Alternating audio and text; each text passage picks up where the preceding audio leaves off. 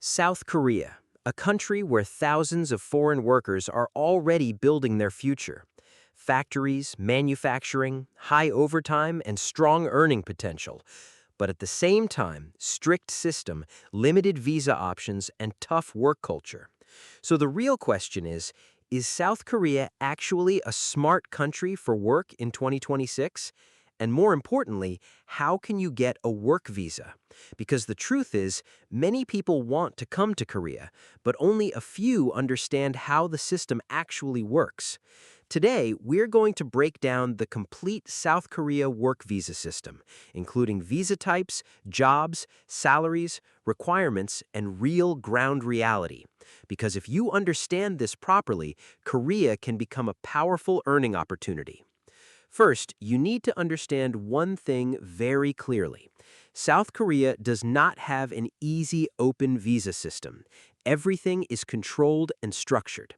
The most common work visa for foreign workers is the E9 visa. This visa is mainly for factory workers and labor jobs. It is part of the EPS system, or employment permit system.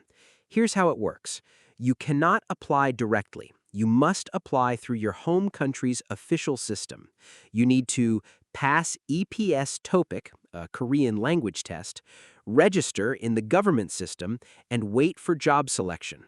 Once selected, you get a job and visa. Now let's talk about jobs. Most E9 jobs are in factories, manufacturing, agriculture, and construction. These are physical jobs, not office jobs. Now comes the most important part, salary. Basic salary in Korea, around $1,800 to $2,500 per month. But here's the powerful part. With overtime, many workers earn $2,500 to $3,500 plus. This is why Korea is very popular among workers. Now let's talk about cost of living. If your company provides accommodation and food, your expenses become very low. This means high saving potential. Many workers save a large portion of their income. Now let's talk about visa duration.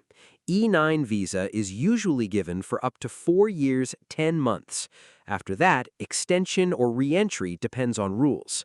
Now here's an important reality. South Korea does not easily give permanent residency through E9.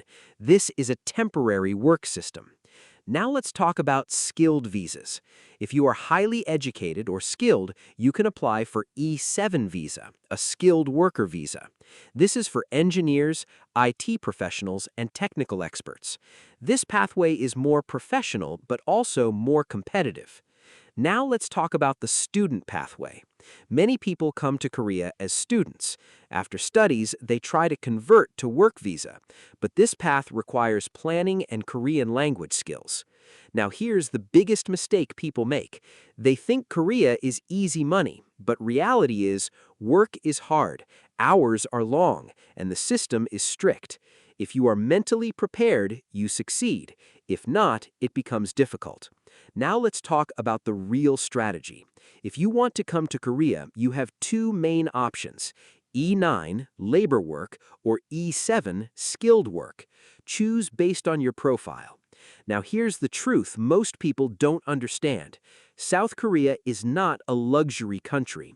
It is a work-focused country. If your goal is earn money, save money, and support your family, then Korea is one of the best options.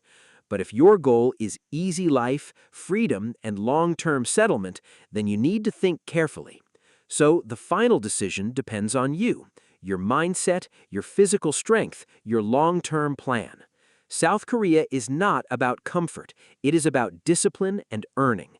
And if you play it smart, you can build a strong financial base.